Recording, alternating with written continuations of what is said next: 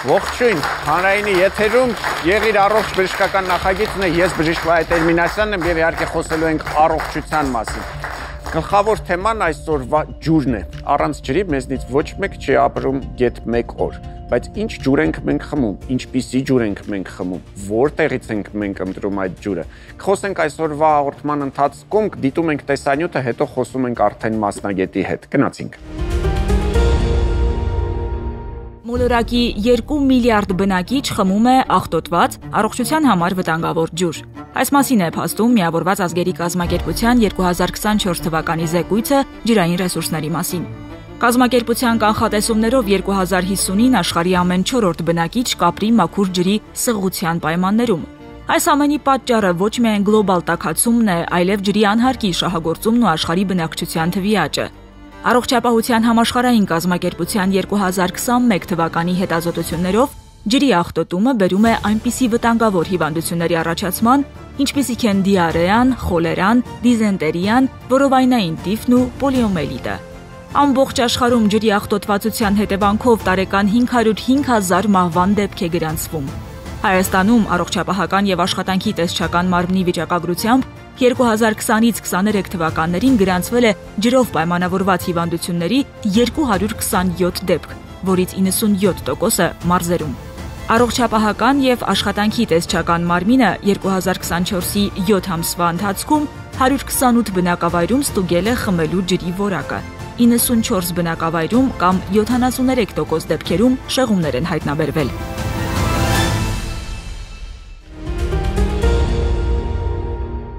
Եվ այսպես հարգելի հեռուստատողներ, հրավիրենք մեր այսօրվա առաջին հյուրին Երևան պետական բժշկական համալսարանի հիգիենայի եւ էկոլոգիայի ամբիոնի դոցենտ, բժշկական գիտությունների թեկնածու Արմեն Մկրտչյանին։ Դիմավորենք։ Ողջույն։ Ողջույն։ Մենք այսօր զրուցում ենք ջրի մասին։ Ես կարծում եմ, երևի թե չկա որևէ մեկը, որ ջուր չի խմում, անգամ եթե փոխարինող հեղուկները օգտագործում, ինձ թվում է ջուր անպայման գոնե մեկ բաժակ առնվազն ինչ բոլորը խմում են, բայց ջրի հետ կապված ամենաշատ խնդիրներն է, որ մարդկանց մոտ առաջանում է,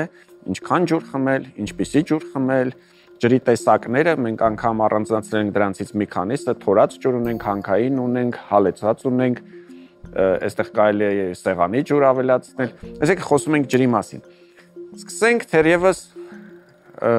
քանակից կա ստանդարտ ինչ-որ ջրի քանակ, որ նորմալ առողջ մարդը պետք է օրական օգտագործի, թե դա շատ անհատական է։ Այսպես ասեմ, եթե ինչ-որ մեկը ձեզ կոնկրետ թիվ կասի եւ կասի դուք այսքան ջուր պիտի խմեք, առանց որևէ անհատական հաշվարկների, կարող եք անմիջապես դուրը բացել եւ հեռանալ իր կաբինետից։ Հաջողություն։ Գեր անհատական է եւ տասնյակ պատճառներ կարող եմ թվարկել, թե ինչից է կախված մեր օրական պահանջի ջրի։ Դա մեր ֆիզիոլոգիական պահանջն է, մեր կառուցվածքն է, մեր սեռն է, մեր տարիքն է, մեր ֆիզիկական ակտիվությունն է, շրջակա միջավայրի ջերմաստիճանն է, խոնավությունն է, քրտնարտադրության մակարդակն է, մինիմալ քանակ կոնե կա։ Մինիմալ քանակ էլի չեմ կարող ասել, բայց չափածների համար մոտավորապես այսպիսի բան կա, որ եթե ընդհանուր օգտագործված հեղուկի քանակը 1.5 լիտրից պակաս է, ընդհանուր հեղուկների, դա կարող է լինել վարունգի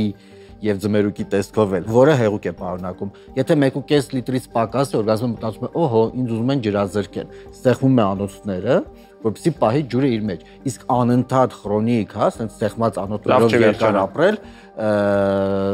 չի կարելի, հա, եւ հիպերտոնիկ հիվանդությունը, զարկերակային գերճնշումը մենք ապահովելու ենք։ Բայց ամեն դեպքում ել եմ կրկնում, դա խիստ անհատական է։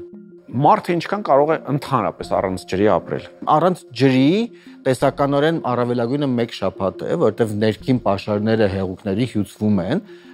իսկ ներքին պաշարը դա ճարպային հյուսվածքն է, որը պիտի քայքայվի եւ լրացուցիչ ջուր առաջացնի։ Եկեք խոսենք սովորական ջրի մասին։ Սովորական ջուրը եւ փորձենք հասկանալ ծորակից ջուր, թե այնուամենայնիվ շշալցված ջրերն է պետք է օգտագործել։ Ես խնդրում եմ հիմա մեր հանդիսատեսը քվեարկի, արդյոք խմում ենք սովորական ծորակից ջուր, որտեղ մեզ միշտ սովորեցրել են, որ Հայաստանում դուք հանգիստ կարող եք բացել ջուրը եւ հանգիստ օգտագործել։ Հիմա թող քվեարկեն, իսկ մենք փորձենք հասկանալ մաքրվում է, ինչպես է մաքրվում, ինչ է արվում Հայաստանում։ Ընդհանրապես կան տարբեր մաքրման ձևեր։ փոքր շեղումներով բոլոր երկրներում էլ նույնն է արվում։ Չէ, ինչու փոքր շեղումներով, եթե Հայաստանում հիմնականում քլորացվում է, ամբողջ աշխարհում է հիմնականում քլորացվում, բայց կան տեղեր, երբ որ դա ուլտրամանուշակագույն ճառագայթներով շատ հազվադեպ է, եթե մենք խոսում ենք հանրային ջրի մասին, այո, եթե ես անհատական տանն եմ դնում ու եմ ճառագայթում մանրազերծման սարքը իմ ծորակի տակ, հա, այո, ես դա օգտագործում եմ, բայց մեծ ծավալների ջրի համար դա անկիրառելի է։ Օգտագործում են նաև օզոն, օրինակ շատ ջրավազաններում, հա, լողավազաններում եւ այլն, բայց օզոնով մանրազերծել, վարակազերծել ամբողջ Երևանի համար նախտեսված ջուրը մենք առնվազն ոսկու կես գնով կխմեինք այդ ջուրը։ Շշալցված ջրի մեջ քլոր կա։ Եթե դա նախատեսվում է օգտագործման համար, իրենք նույնպես պետք է վարակազերծել այդ ջուրը, որտեղ որևէ ջրաղբյուրում բացարձակ ստերիլ ջուր չի կարող լինել։ Ջրաղբյուրների համար կան նորմեր, թե ինչքան պիտի լինեն մանրեները, որպեսզի այդ ջրաղբյուրը թույլատրելի լինի օգտագործել որպես իրենք օզոնացրել կամ ճառագայթով են։ Պետք է ամեն դեպքում մանրազերծել։ Ես գիտեմ, որ դուք ունեք ձեզ հետ բերած սարք, այո, որի օգնությամբ մենք կարող ենք ստուգել ջրի որակը եւ մենք ունենք պարզապես ընտրել ենք 3 համայնքներ՝ Նոր-Նորք, Էրեբունի համայնք եւ Արաբկիր համայնք։ Ինչ է որոշում այս սարքը։ Պետք է ասեմ, որ խմելու ջրի մասին կա առողջապահության նախարարի հրաման, գործող հրաման եւ մեկ նորը կա 2023 թվականին հաստատված, որը գործել է 2027 թվականի հունվարից, որտեղ նախատեսված են խմելու ջրին ներկայացվող բոլոր պահանջները, սանիտարահիգիենիկ, ինչ նորմեր պիտի ապահովի։ Եվ այնտեղ կան ինչպես քիմիական անվտանգությունը ապահովող, ինչպես մանրեաբանական անվտանգությունը ապահովող, ինչպես ճառագայթային անվտանգությունը ապահովող նորմեր, այնպես էլ համային հատկություններ, օրգանոլեպտիկ զգարոշիչ հատկությունների համար նախատեսված նորմեր, օրինակ թափանցիկություն, պղտորություն, գունավորում, չգիտեմ, հոտ, համ եւ այն եւ այլն։ Այս սարքով մենք որոշում ենք չոր մնացորդների քանակը, այսինքն այն ամեն ինչը որ կմնա, եթե ես ամբողջ ջուրը գոլորշիացնեմ։ Բնականաբար ինչքան քիչ այնքան լավ։ Լուծված աղերն են, կարող են լինել օրգանական, անօրգանական միացություններ եւ այլն։ Ինչքան քիչ այնքան լավ տրամաբանությունը։ Այսպես է, ուրեմն շատ երկրներում ընդունված է, որ մինչև 500-ը կարող է նորմալ լինել, 500 միլիգրամ 1 լիտրում, 0.5 գրամ 1 լիտրում։ Ասեմ ավելին, համային հատկությունները զգալի փոխելու համար, երբ որ արդեն տհաճ է եւ ազգաբնակությունը կհրաժարվի խմել, 1000-1200 միլիգրամն է։ Այդ դրանով է պայմանավորված, որ հանքային ջրերը երբեք չեն կարող փոխարինել մեր սովորական ծորակի ջրում, որպես խմելու ամենօրյա մշտական նրանց մեջ։ Աննկարագրելի շատ են, այո։ Մենք կարող ենք տեսնել, չոր մնացորդը գրված է 3-ից 5 գրամ, 3-ից 6 գրամ, 1.5-ից 3 գրամ, թույլատրելին մինչև 0.5-ն է։ Եվ ասում են, որ 50-ից 150-ի պարագայում դա այն հատվածն է, երբ որ կա բավարար քանակությամբ հանքային աղեր, որպեսզի ունենանք հաճելի համ, բայց նաև չկա վտանգը, որ այդ հանքային աղերը եւ այլ վտանգավոր նյութեր, օրգանական եւ անօրգանական նյութեր, նորմայից ավել կլինեն եւ վտանգավոր կլինեն ջուրը։ Սա եթե թորած ջուրն է, մենք ուղղակի միացնում ենք սարքը եւ մտցնում ենք մեջը։ Եվ եթե այստեղ տեսնում ենք ընդամենը 3-4, հա, այսինքն այստեղ գրեթե մնացորդ չկա, մաքրամաքուր ջուր է։ Եվ եթե մենք սրանով ցույց տվեցինք, որ սարքը աշխատում է, մենք կարող ենք արդեն անցնենք, եթե ուզում եք, չգիտեմ, տարբեր համայնքներից, խնդրեմ։ Եկանք Էրեբունի։ Էրեբունին ստացվեց 71։ Այո։ Ահա։ Էլի նորմայի մեջ է, հա։ Լավ։ Եվ Նոր-Նորք։ 61։ Այո։ Հիմա սրանցից որը մենք գնահատենք լավ, թե լավ ու վատ չկա, սրանք տարբեր են։ Բոլորն էլ նորմայի մեջ են, նշանակում է իրենք բոլորն էլ այս ցուցանիշով համապատասխանում են խմելու ջրի պահանջներին։ Բայց քանի որ հանքային նյութերը մեջ տարբեր են, բնականաբար համով նրանք տարբեր են։ Հարցը միայն քանակը չի, հարցը նաև բաղադրությունն է, թե ինչ նյութ։ Ես ունեմ հանքային ջուր։ Երբ որ շատ հանքայնացված է ջուրը, ջրի հիմնական իմաստը մեր օրգանիզմում դա լուծելն է։ Ինքը ունիվերսալ լուծիչ է։ Ինչքան ավելի շատ են արդեն իր մեջ գտնվում նյութեր, այդքան ավելի քիչ է իր լուծող հատկությունը։ Եվ եթե մենք հանքային ջրի մեջ հանքային ջրում կարծում 1500-ից ավելի 1350 մոտավորապես։ Եվ սա դեռ բավականին երկար ժամանակ բացված է եւ նստեցված է, հա։ Երբ որ մենք նոր հանքային ջուրը շշից բացում ենք, sense թափարելով, հիշում ենք այստեղ 50, 60, 70 եւ այնտեղ արդեն 1000 ասում էի արդեն որ 1200-ից ավել է, դա արդեն համային կտրուկ փոփոխություն եւ դուք ինքներդ բազմաթիվ անգամներ հանքային ջուր խմելու զգացել եք, որ ինքը սպეციფიկ համ ունի։ Եւ այդ համը կախված է ծծմբային ջրեր են, թե կարբոնատային ջրեր են, թե ինչ երկաթ կարող է լինել մի քիչ ավելի բարձր, քան մեր խմելու ջրում եւ այդ ամեն ինչը իր համային հետքն է թողնելու։ Հալեցրած ջրի մասին ինչ կասեք։ Հալեցրած ջուրը այսինքն երբ որ դնում են սառնարան, հետո հանում են, որտեղ էլի որոշակիորեն այդ լուծված նյութերը նստեցում կարող է գնալ, կոագուլյացիա կարող է գնալ, հա, ջուր տենց եւ ֆիլտրացիա, կախված է նրանից թե որ ջուրն ենք սառեցրել, հա, որ հետո հալեցրել ենք որ համայնքինն է։ Որ համայնքին է, բայց կարող ենք փորձել եւ տեսնենք թե այնտեղ ինչքան է։ Ինչքան է։ Էլի 76, այսինքն ոչ մի բան չփոխվեց։ Ինքը չի կարող շատ մեծ փոփոխություններ լինել եւ կա ջրի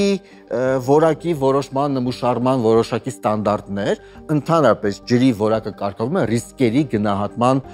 եղանակով։ Պիտի հաշվի առնենք բոլոր տեղերում ռիսկերը եւ այդ ռիսկերը փորձենք հաշվառել, կանխատեսել եւ կանխարգելել։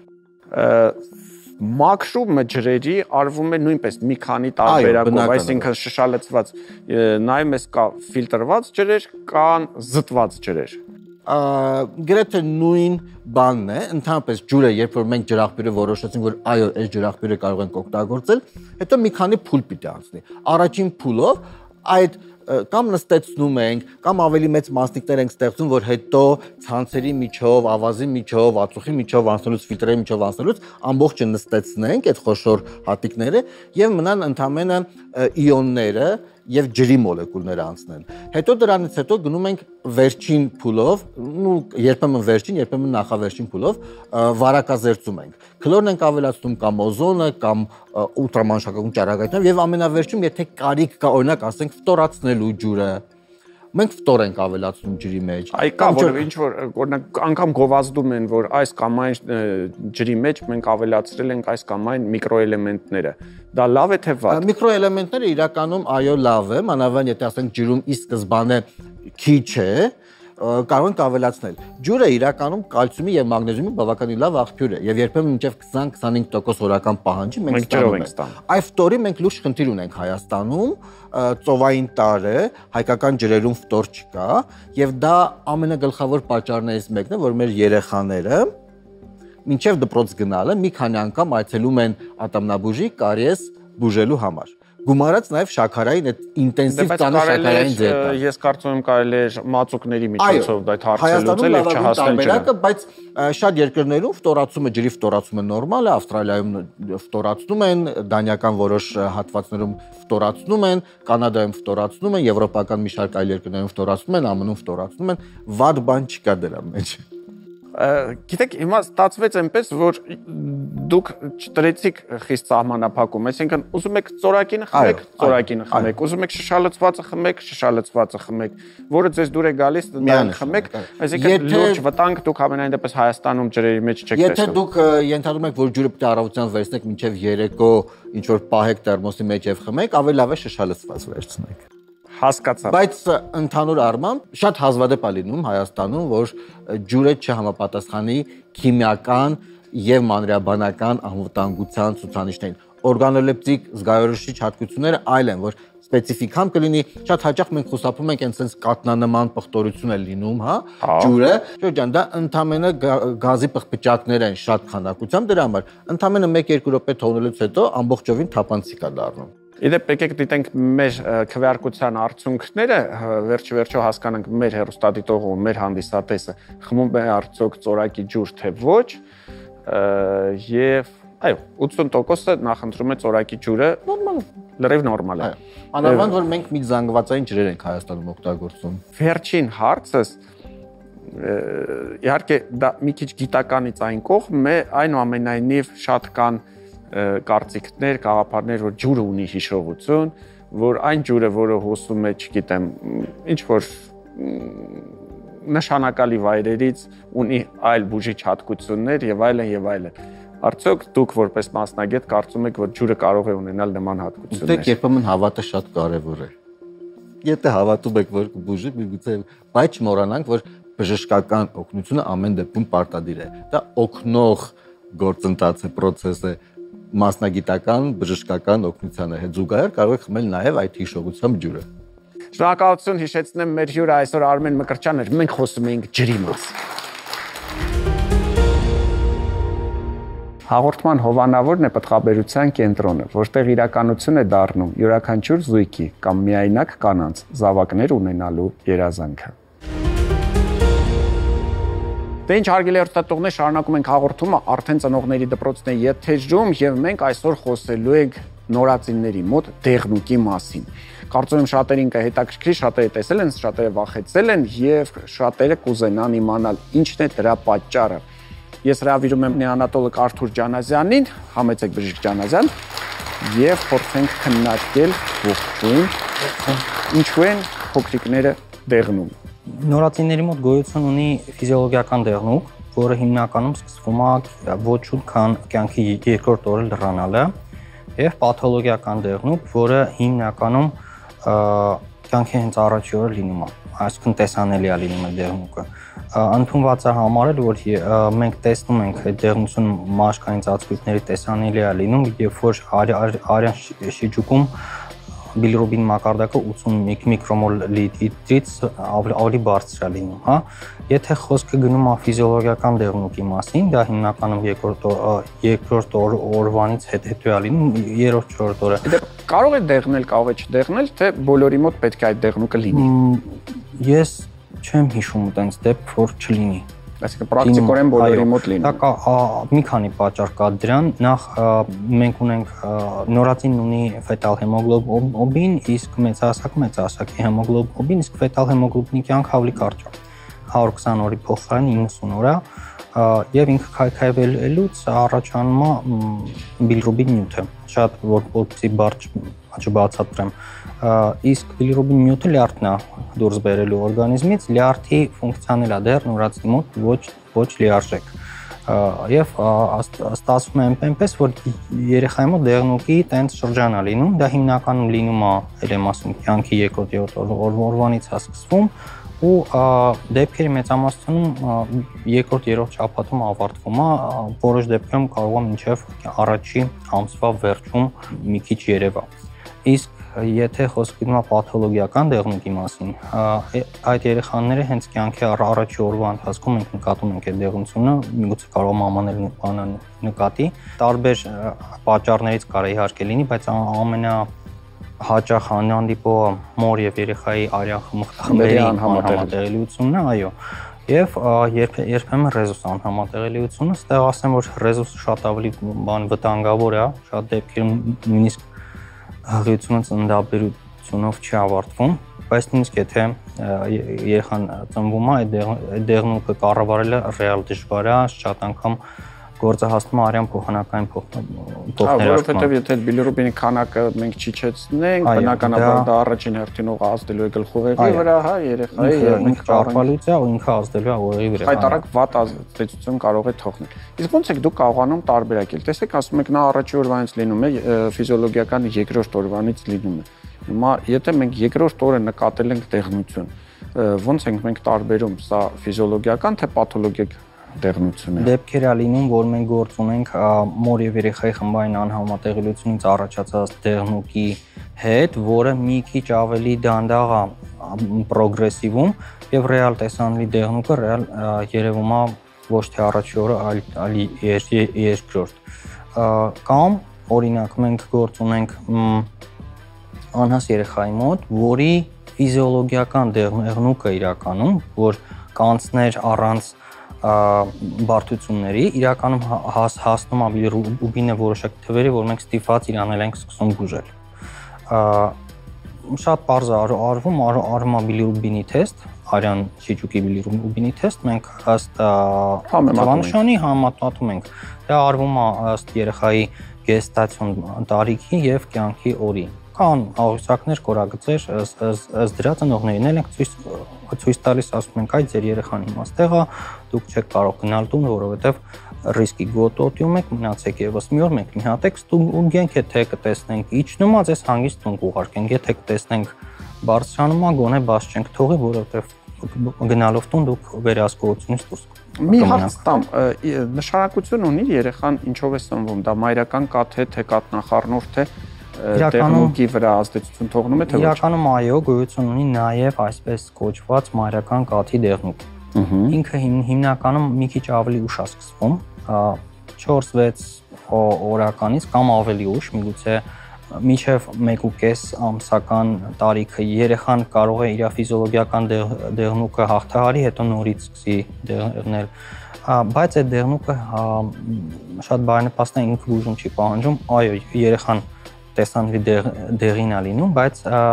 ու մենք հասկանում ենք, որ մայրը կերակրում է, երեխան դեղնում է։ Այո, շատ հեշտ թեստ կա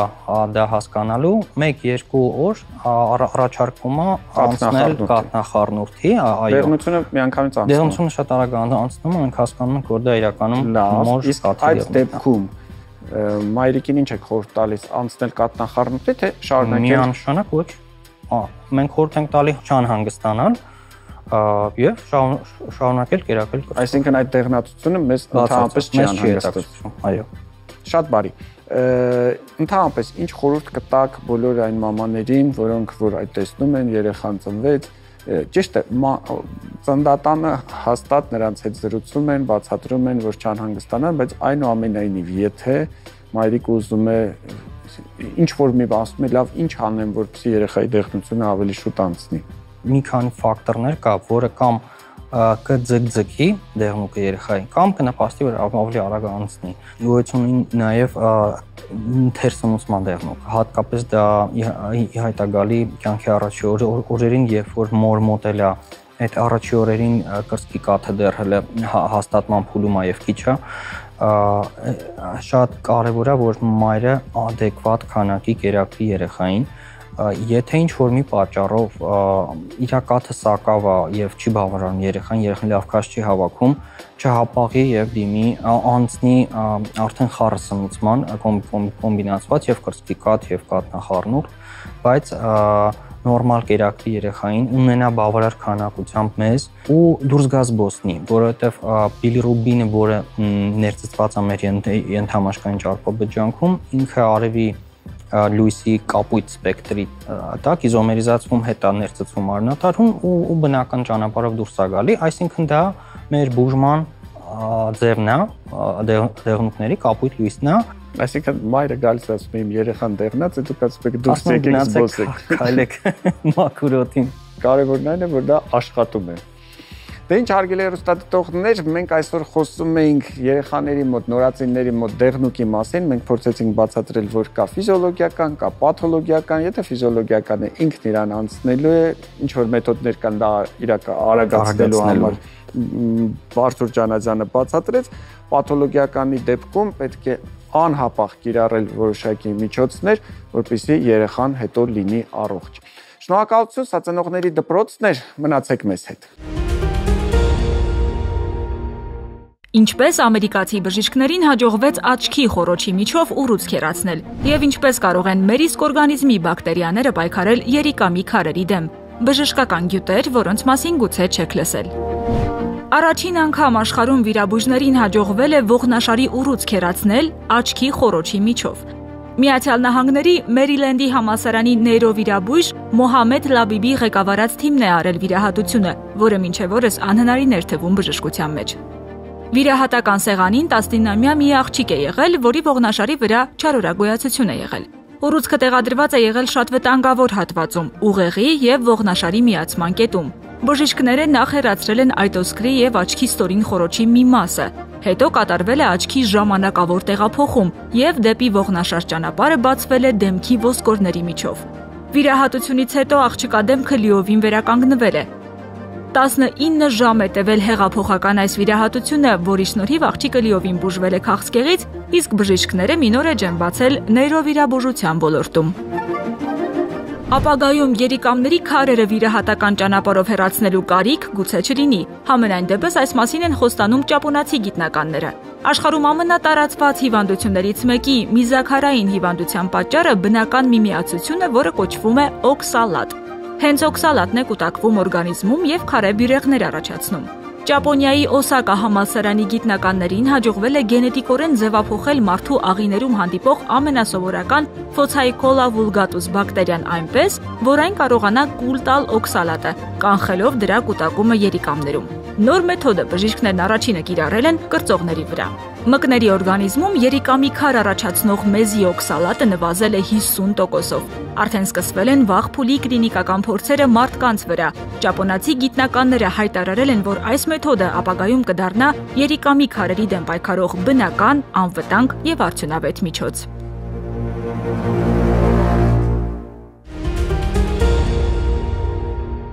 Այսպես հարգելի հեռուստատողներ, շարունակում ենք հաղորդումը եւ իմ հյուրը բժիշկ սրտաբան Վարդգես Մովսիսյանն է, ողջույն բժիշկ Մովսիսյան։ Ողջույն։ Մենք այսօր խոսում ենք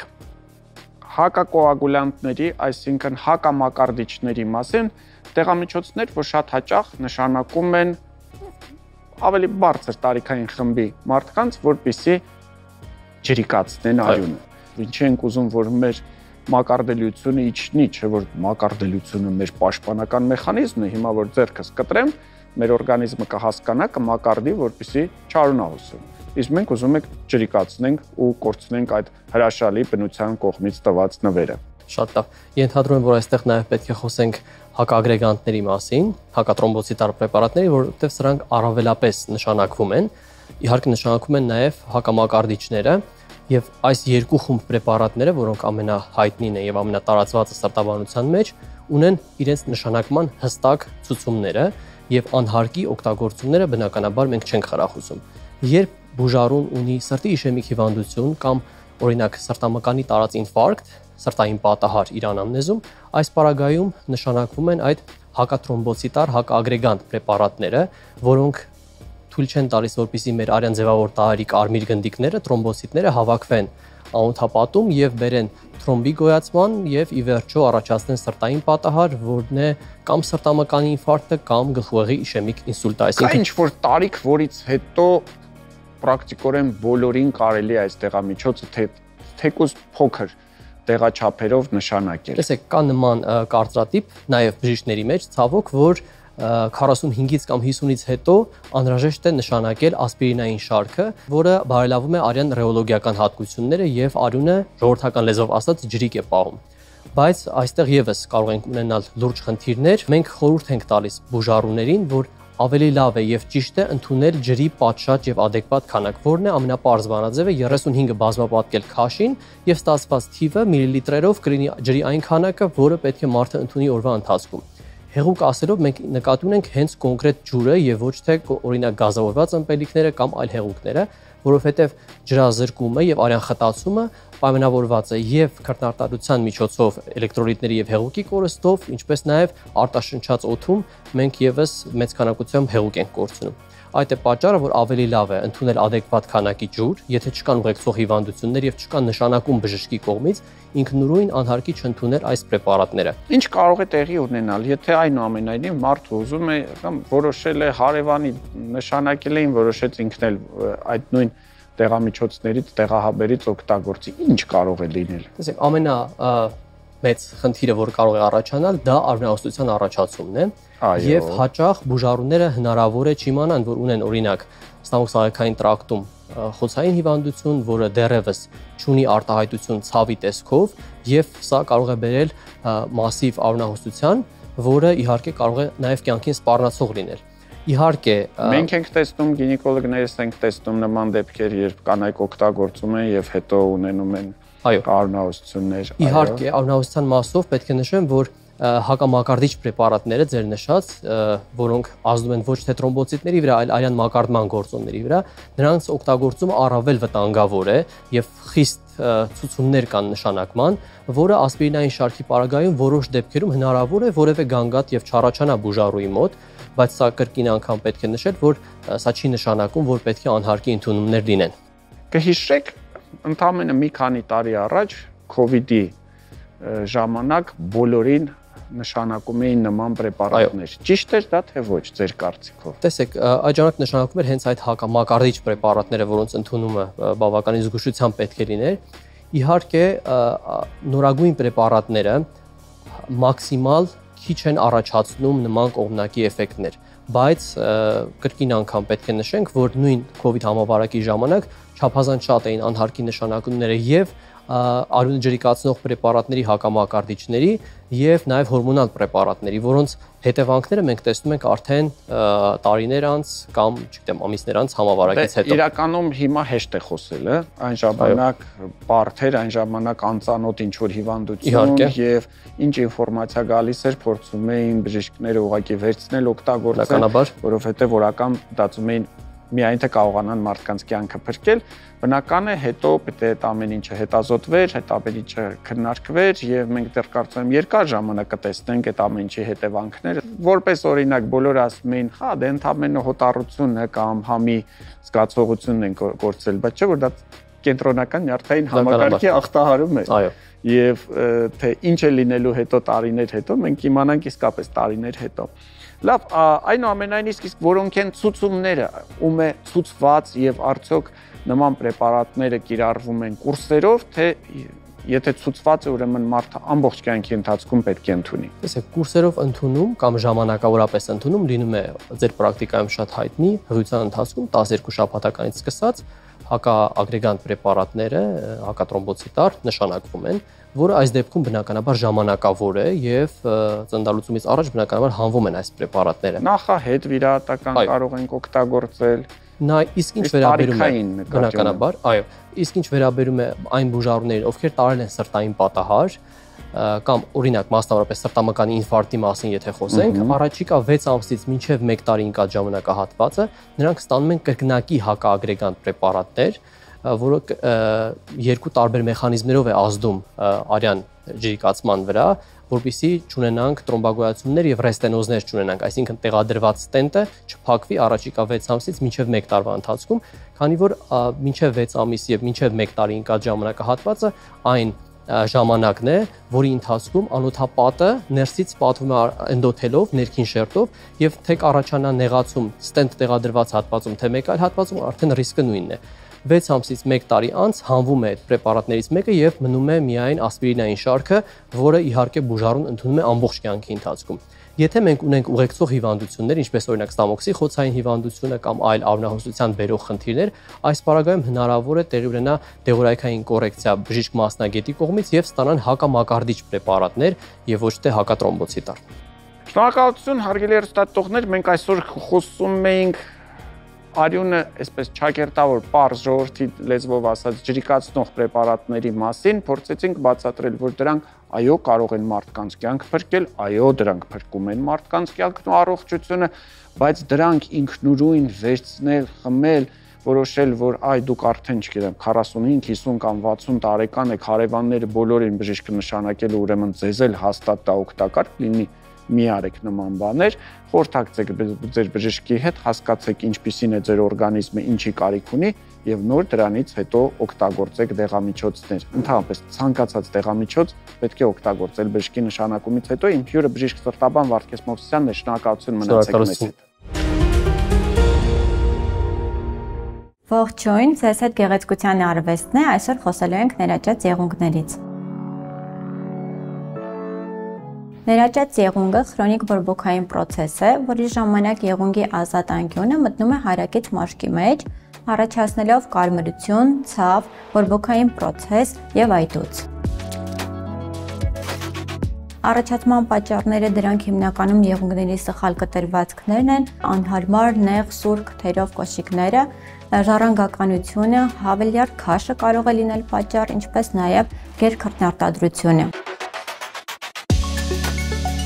Այս խնդիրը այն վիճակն է, որը նաև չունի տարիքային սահմանափակում, 40 օրական երեխայի բալիկի այցելություն ենք ունեցել ներաճած եղունգով։ Սա արդեն բնորոշվում է ոչ միայն կոշիկի դերը, այլ նույնիսկ գուլպաների, նեղ գուլպաների դերը, ինչպես նաև ներարգանդային կյանքում մայրիկի մոտ առկա խնդիրների մասին կարող է վկայել։ Ցավոտ եղունգը բուժում են ոչ թե տան պայմաններում, այլ փորձառու մասնագետի մոտ։ Ներաճած խնդիրը փոքր խնդիր չէ, այն լի է բարդություններով եւ վարակներով, որոնք նույնիսկ դժվարացնում են քայլքը, դարձնելով այն անհնարին։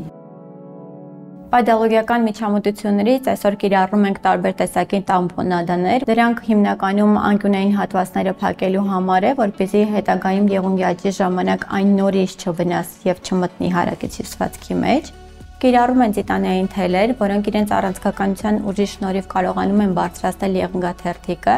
տալով դրան բնականon տեսք եւ աճ, ինչպես նաեւ կիրառում են ֆրեզեր թիթեղի տեղադրումներ, որոնք իրենց կեռիկներով բռնում են եղունգաթերթիկը եւ բարձրացնում են եղունգային հատվածները։ Շատ տարածված սխալ է, երբ ներաճած եղունգը հեռացնում են, քանի որ սա լի է բարդություններով եւ հնարավոր է, որ նույնիսկ այլևս եղունգ չունենանք։ Իսկ ժամանակակից մոտեցումներով բուժված ներաճած եղունգը ունենում է բնական տեսք եւ աճ, խուսափելով կրկնողություններից։